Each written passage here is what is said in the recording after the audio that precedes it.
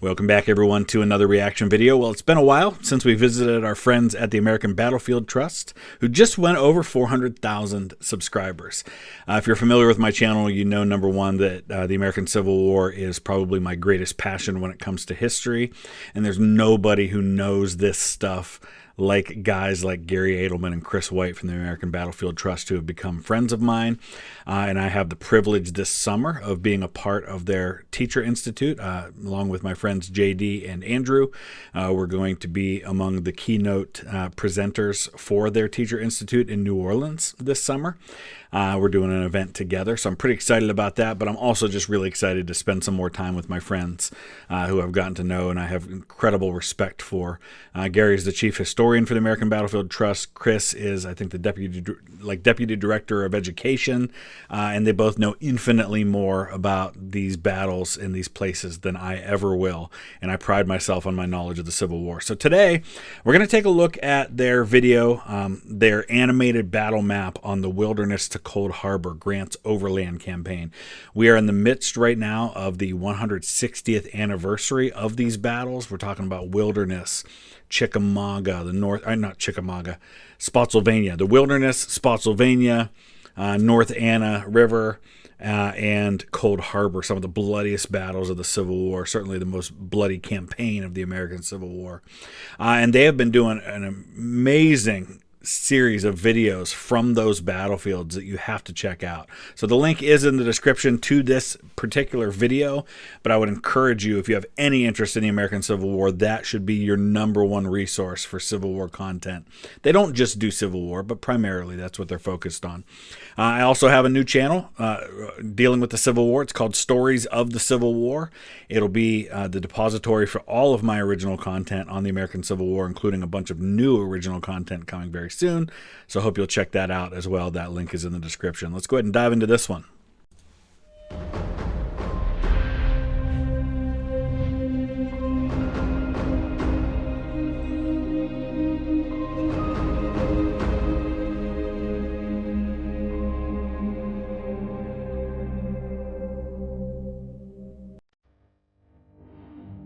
(1864).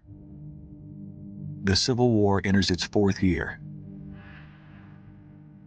Although Union armies have made significant inroads in Tennessee and the Mississippi Valley, battle lines remain relatively unchanged in Virginia.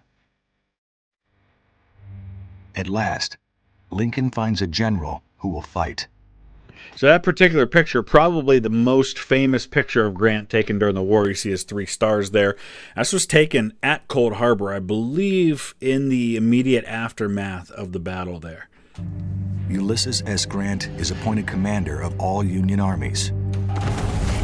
That's an important distinction there, and if you're not deeply familiar with the American Civil War, a lot of people are under the misconception that General Meade is replaced as commander of the Army of the Potomac by Grant. He's not. Meade, once he takes command of that army a couple of days before the Battle of Gettysburg, he will command the Army of the Potomac for the rest of the war. Grant is put in a position that had previously been held by Henry Halleck, and before him by George McClellan, and that's the commander-in-chief of all Union armies. Halleck is demoted to like a chief of staff position, which really suits him well. He's called Old Brains for a reason. He's really best used as kind of a staff officer, helping with things back in Washington.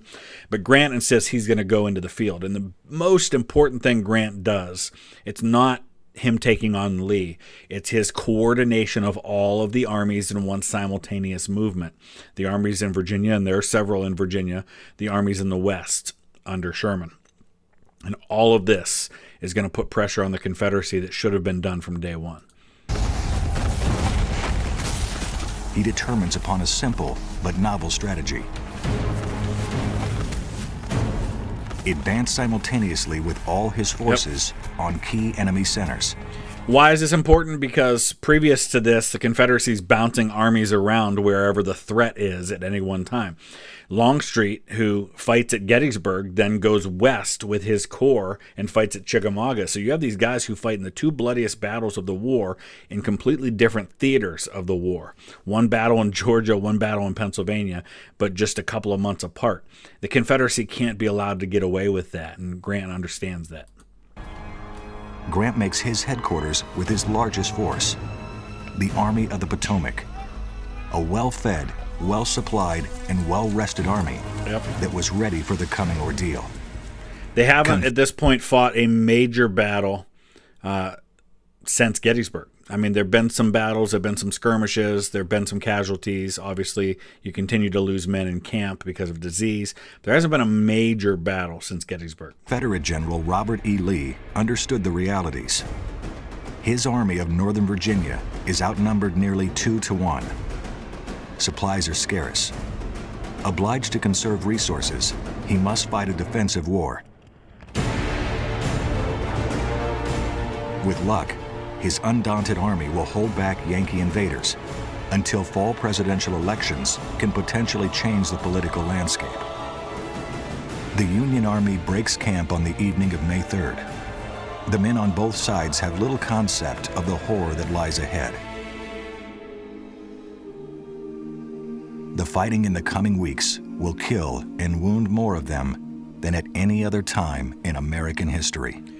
So a couple of things are unique when we get into 1864. Number one, you have a general in Grant who understands the weapon that he has at his disposal, and that is, as they mentioned, a well-supplied, well-fed, well-equipped army.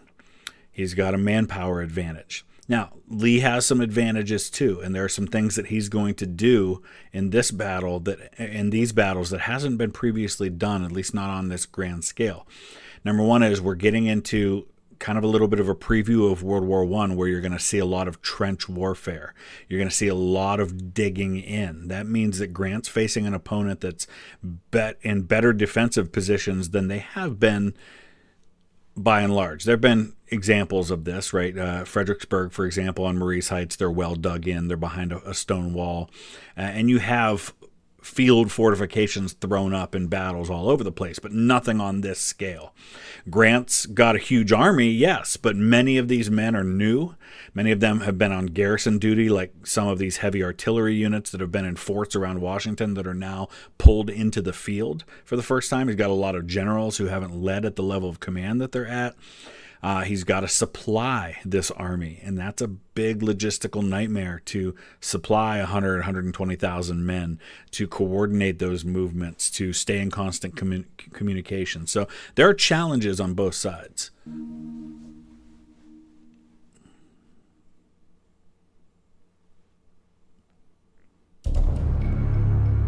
Grant will operate against Lee's right flank, using coastal waterways to establish and supply his army as it moves. And that's one thing that's important. People might say, well, why wouldn't he go this way? Or why does he why do they follow the same routes? Why are we fighting on the same battlefields? Like Cold Harbor is fought on the same battlefield as Mechanicsville from 1862, and the Wilderness and Chancellorsville are basically the same battlefield. Chancellorsville and Fredericksburg aren't that far apart from each other.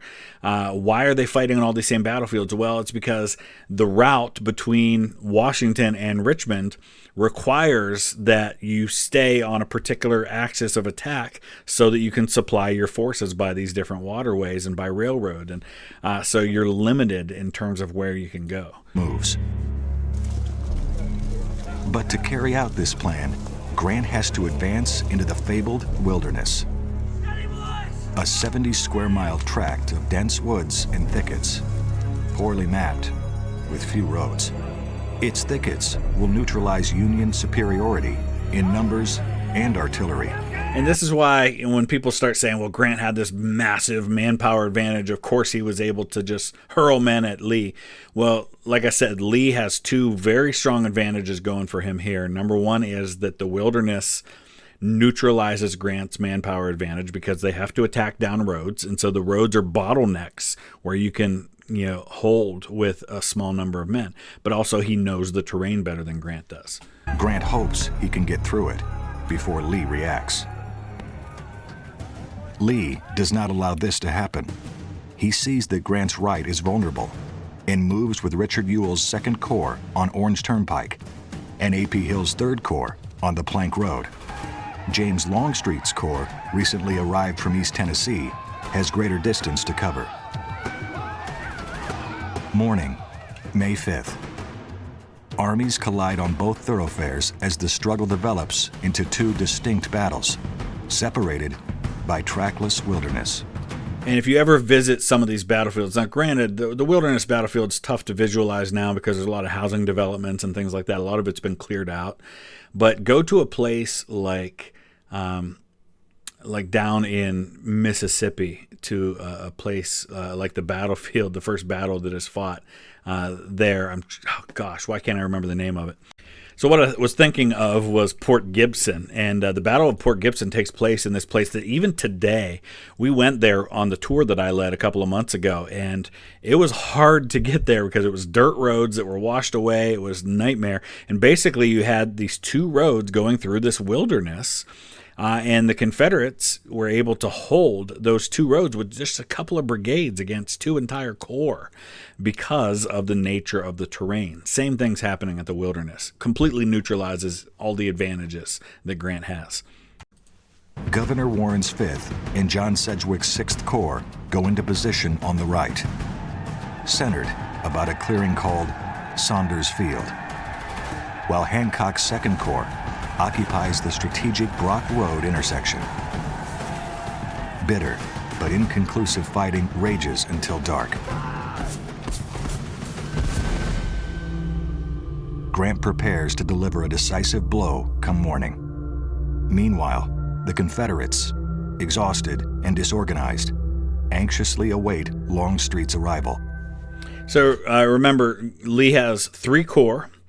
So Hill, Ewell, Longstreet are his 3 corps. Longstreet's the 1st Corps. He's by far his most experienced corps commander, and definitely his best corps commander. And some ironies are going to happen when Longstreet enters the battlefield. The Union attack begins at 5 a.m. Warren and Sedgwick are quickly contained on the turnpike. Hancock crushes a ragged Confederate line on Plank Road, and the day appears lost for Lee. So Hancock is recovered now from a pretty serious wound that he takes at the Battle of Gettysburg. He is one of Meade's best commanders of a corps in the Army of the Potomac. Sedgwick is also a great commander, and he's only got a couple of weeks left to live at this point. Warren had been chief engineer of the Army of the Potomac and is now given the 5th Corps, which I think most people agree he does not lead very well. And that'll come to a head late in the war. But Hancock's corps at this point, he's the 2nd Corps commander, but it's kind of an amalgamation of the remnants of the corps that were destroyed at the Battle of Gettysburg. And so a lot of men who previously weren't in the 2nd Corps are now a part of it. Longstreet's arrival turns the tide as his brigades press Hancock back. But Longstreet is badly wounded at a critical moment. By his own men. His attack loses momentum. So the irony here is that Lee's 2 best generals, his 2 corps commanders early in the war, when he takes over in 1862, he's got Jackson and Longstreet. Stonewall Jackson is mortally wounded by friendly fire from a North Carolina regiment very near to this spot at the Chancellorsville battlefield. His arms actually buried, the grave for his arms actually buried on the Wilderness battlefield at Family Cemetery there. And now Longstreet is wounded by friendly fire on the Wilderness battlefield just a couple miles from where Jackson was wounded. Lee pauses and strikes again on the Brock Road. The fighting rages. But determined Union counterattacks drive the rebels back. Later that afternoon, Georgian John B. Gordon launches a vigorous attack on Sedgwick's exposed right flank. And this is the same John Gordon who holds the sunken lane at Antietam. He was one of the best soldiers in the Confederate Army. Bring many prisoners. But darkness ends the affair before further damage can be done. The fighting causes the dry woods to catch fire. Many wounded men perish in the flames. Absolutely true. And if you've ever seen the TV miniseries from the 1980s called The Blue and the Gray, the brother of one of the main characters is gut shot at the wilderness and he dies in a fire. It's horrifying, and it's a great portrayal. Honestly, The Blue and the Gray is a fictional story. I mean, it's got fictional characters intermingling with real characters, but still one of the best portrayals of the American Civil War you'll ever see. And I think the whole thing's on YouTube. Definitely check it out.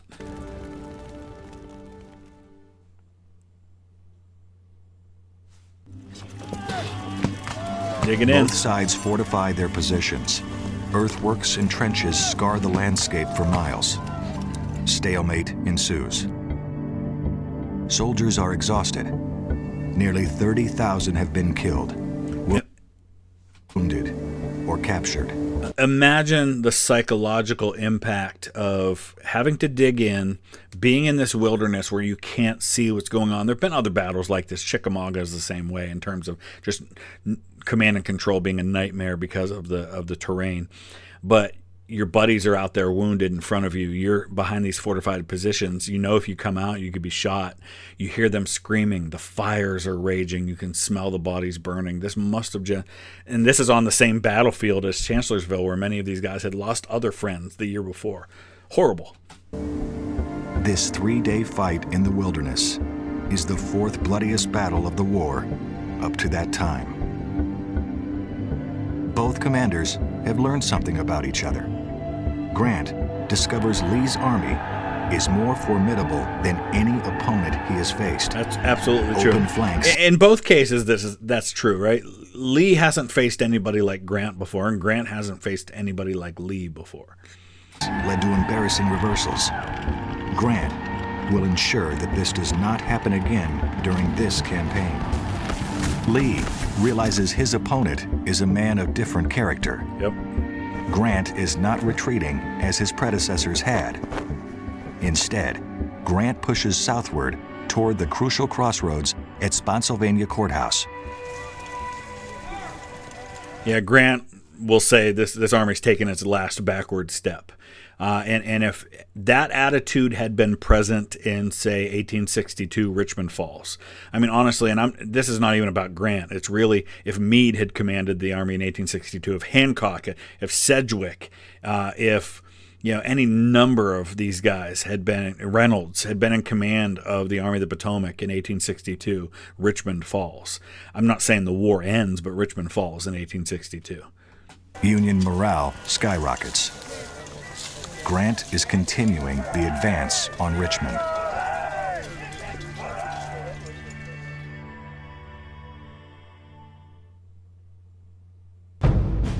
Warren's 5th Corps is leading the advance, slowed by Confederate cavalry.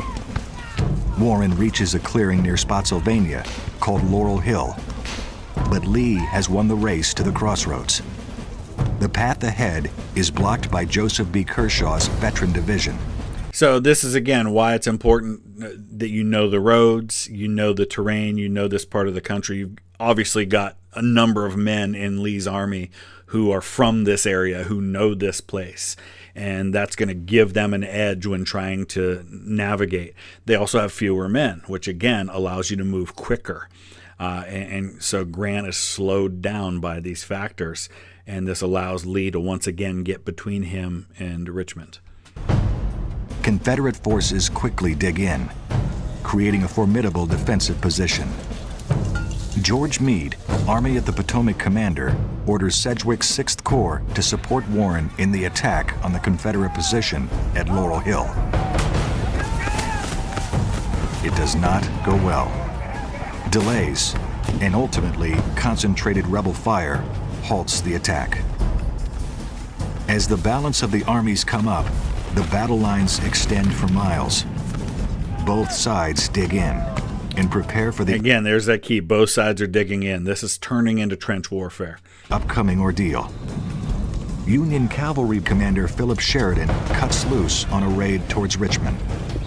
Grant hopes this move will force Confederate cavalry hero Jeb Stuart into a showdown battle with Sheridan, the competent Yankee newcomer.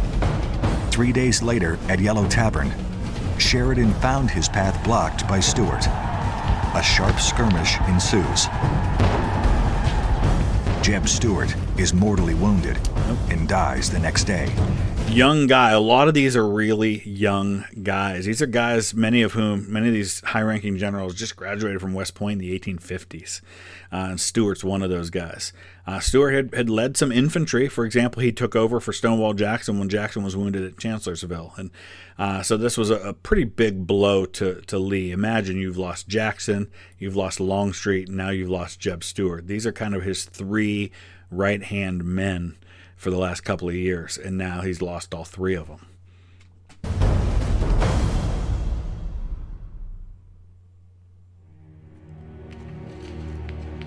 Heavy skirmishing continues throughout May 9th as Union soldiers probe the surrounding wilderness, trying to determine the position of Lee's army. Union General Sedgwick, beloved commander of the 6th Corps, is killed, the victim of a sharpshooter's bullet.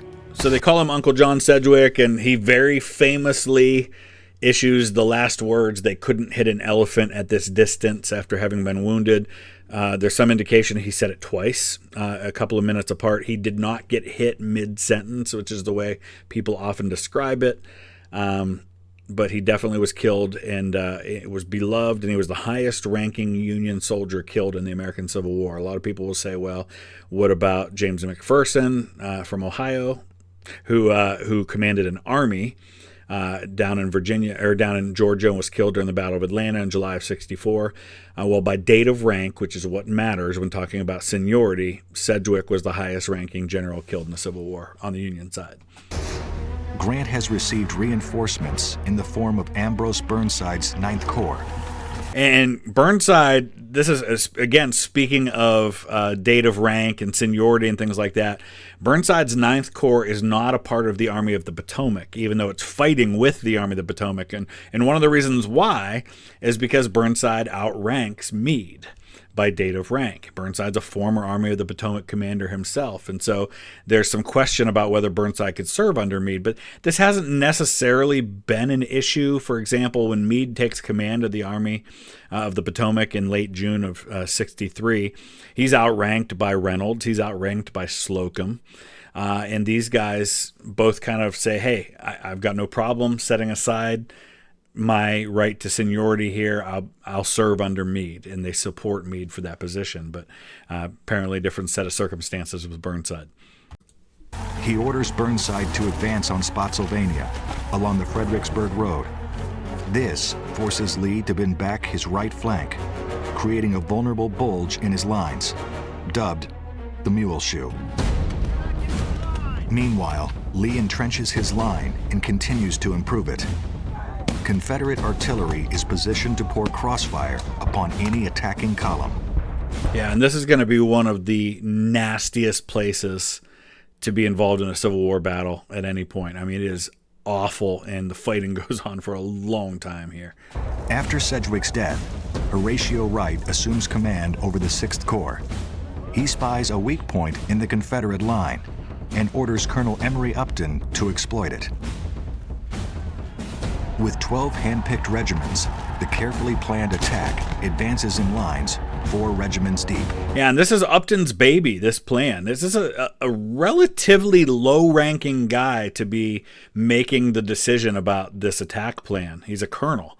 And I think you'll notice, I think in the picture they showed, he's got Major General stars on, and that gives you an indication of this guy's rise after this. Upton comes up with this plan for this, instead of a wide attack front, a very narrow attack front with very deep lines to kind of punch a hole through this strong defensive position. It doesn't work, but it's a tactic that will be used more in the coming months.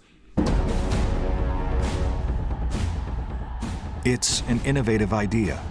Upton's men burst out of trees a mere 200 yards from the rebel works and pour through the lines of the shocked Confederates. In desperate fighting, nearly 1,000 rebels are captured, but the Yankees get no support. And I've never understood this, except maybe that there's a communication issue.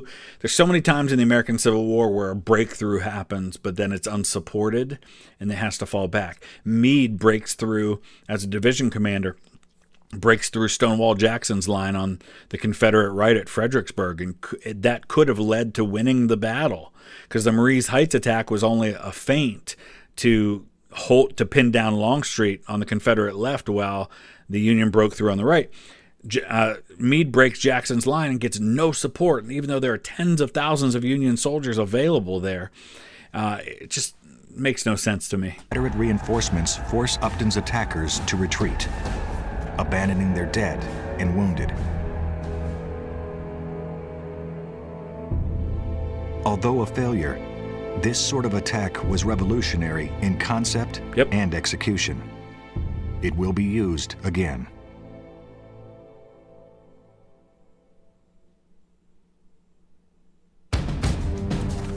Heavy skirmishing continues along the line on May 11th, as both Grant and Lee plan their next moves. As his target, Grant selects the Mule Shoe. The attack is scheduled for early the next morning, May 12th.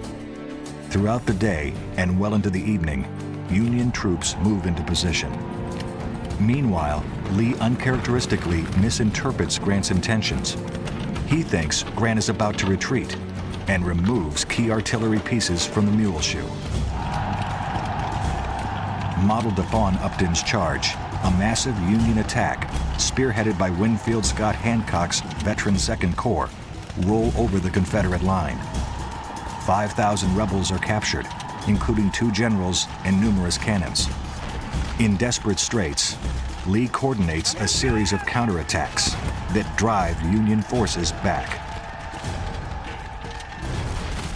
The entire line was recaptured, except at the angle of the bulge, or Mule Shoe itself, ever after christened the Bloody Angle. Here, a bitter struggle ensues as Union forces desperately cling to their limited gains against repeated Confederate counterattacks. The soldiers fight at point-blank range, with only a few feet between them. Horrible battle stuff. Rages along a narrow front.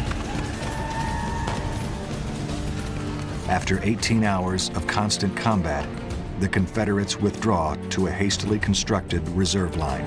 See, most of these battles, like the fighting between individual units, takes place over a relatively short time. You can, if you're carrying 60 rounds of ammunition, you're out of ammunition if you're firing consistently in 20-25 minutes.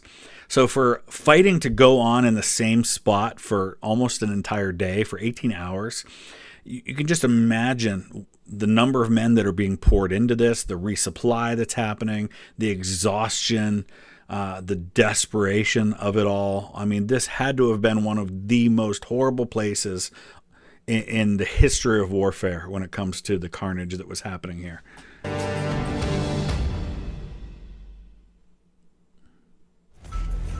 The two armies are exhausted after 7 days of intense fighting. Stymied, Grant proposes to fight it out on this line if it takes all summer. Over the next week, the battle lines pivot southward, but Grant resolves to break off the action at this point. See, Grant understands that you got to pin Lee down and just keep hitting him until he just runs out of men. And I'm not saying that Grant was the butcher that everyone says he is. Look over the course of the war in terms of the casualties inflicted versus taken. And of the two, Lee's the bigger butcher. I mean, that's just the reality of it. So, this particular campaign is especially bloody, and there's a lot of reasons why. But Grant understood that he had to be just relentless in this. Spotsylvania would emerge as the third bloodiest battle of the Civil War. After Gettysburg and Chickamauga, which had both been in '63.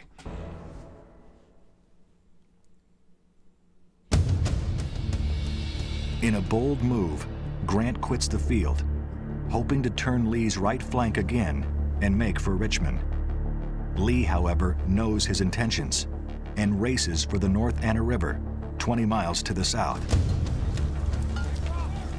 Arriving on May 22nd, Lee establishes a strong blocking position on a series of commanding bluffs south of the river. Grant reaches the North Anna on May 23rd and begins crossing that very day, testing the rebel lines. Several days of indecisive fighting follow as Grant realizes the formidable nature of Lee's position. It's a trap designed to force Grant to split his army into pieces where it can be defeated in detail. Again, this is when you're outnumbered, this is what you do. You find ways to neutralize your opponent's advantage.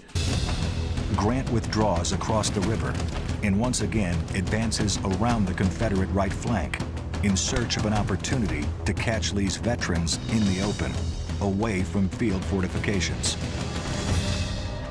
On the North Anna line, Lee has missed his best opportunity of striking a decisive blow. Lee knows that he must stop Grant before he reaches the Richmond area. If not, Grant will besiege the Confederate capital, and the city's demise would be a mere question of time. And that's actually a quote that is attributed to Lee, I believe, by Jubal Early after the war.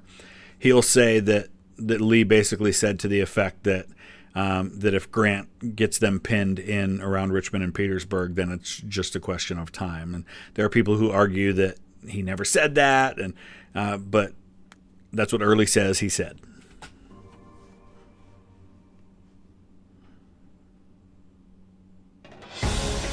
Grant cuts loose from the line at North Anna and sweeps southeast, closer to Richmond. The armies are back on familiar turf. Hey, so now we've got John C. Breckinridge on the field, and Breckinridge, former Vice President of the United States, youngest Vice President in American history. He had been Vice President until 1861, and then he becomes a senator briefly from Kentucky before resigning and joining the Confederate Army. Ground of McClellan's campaign 2 years previous. The opposing forces clash on a front that stretches several miles along Totopotomoy Creek. By the 1st of June, Grant has pivoted around Richmond, and his soldiers seize the strategic crossroads at Old Cold Harbor. Fighting erupts near sundown, but the results are inconclusive. And as I mentioned earlier, now we're on to the gates of Richmond practically, and this is the site of some of the fierce fighting in 1862. Cold Harbor is basically the Mechanicsville battlefield. Grant, sensing an opportunity Gaines to Mills crush right Lee, there too. orders the attack renewed at dawn. He awaits the arrival of significant reinforcements. William F. Smith's 18th Corps from Butler's Army of the James, operating south of Richmond. But reinforcements require additional time. The attack is postponed 24 hours until June 3rd. It is a fatal delay. Confederates use the time to consolidate and fortify their positions. Now, masters of the art, Lee's veterans erect elaborate earthworks with well-sighted artillery positions, creating deadly crossfires. This is one of those areas that Grant rightfully receives some criticism, is going to be this June 3rd attack. And it's the one attack from the war that Grant expresses the most regret over. He says in his memoirs that he regrets ever having ordered that June 3rd attack. But having said all of that, if you start to really look into this, and I understand I'm biased in favor of Grant quite a bit, so I know that this part of this is my bias coming out. But if you look into it for yourself, take a look at what led to this attack. I think a lot of the blame has to be on the Union Corps commanders who poorly coordinate this attack, who don't adequately scout the position, and honestly just did not prepare properly for this. This attack was ordered by Grant through Meade, but it did not have to go as badly as it did. It was very poorly handled. Dawn, June 3rd. The 2nd, 6th, and 18th Corps assault the Confederate lines on a broad front and are repulsed with staggering losses. Confederate General Evander Law said, "It wasn't war. Murder. It was murder."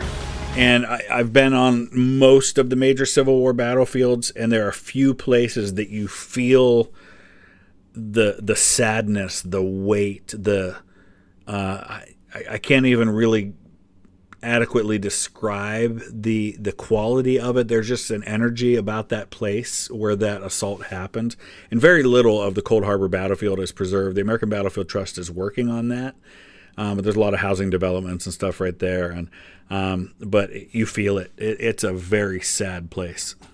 For Grant's part, he wrote, I always regretted the second attack at Cold Harbor.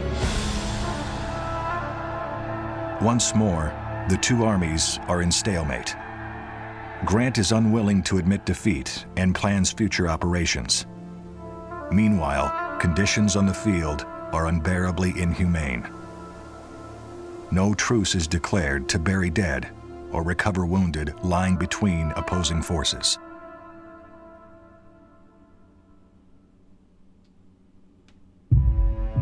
Cutting railroads would isolate Richmond from the Deep South.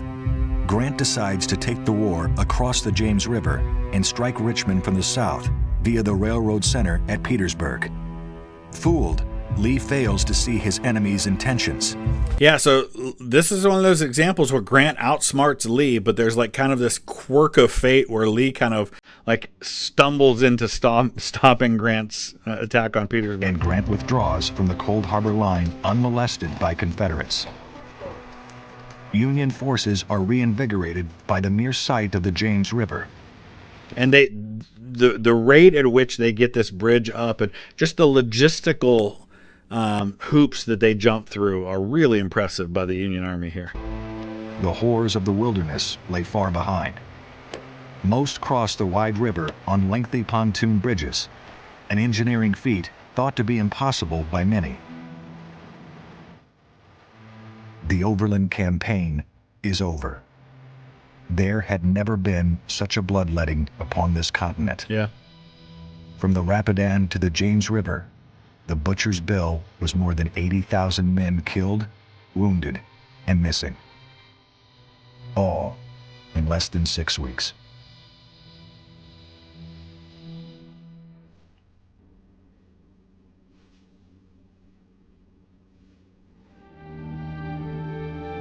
Contrary to popular opinion, both commanding generals displayed both brilliance and poor judgment. True. Grant fights his way to the gates of Richmond. Lee becomes pinned in the Richmond and Petersburg defenses. The Army of Northern Virginia has been staggered, but not destroyed. Lee, however, is unable to replace those lost, and his army will not recover from the recent ordeals. But his soldiers, man for man, have proven more than a match for Grant. Yep. The war enters a new phase in the more open country south of the James River. The fortified lines and breastworks extend for miles around Richmond and Petersburg. Lee's prophecy comes true. Grant crosses the James, besieges Richmond, and 10 months later, forces the demise of the Confederate capital, the Army of Northern Virginia, and ultimately, the Confederacy itself.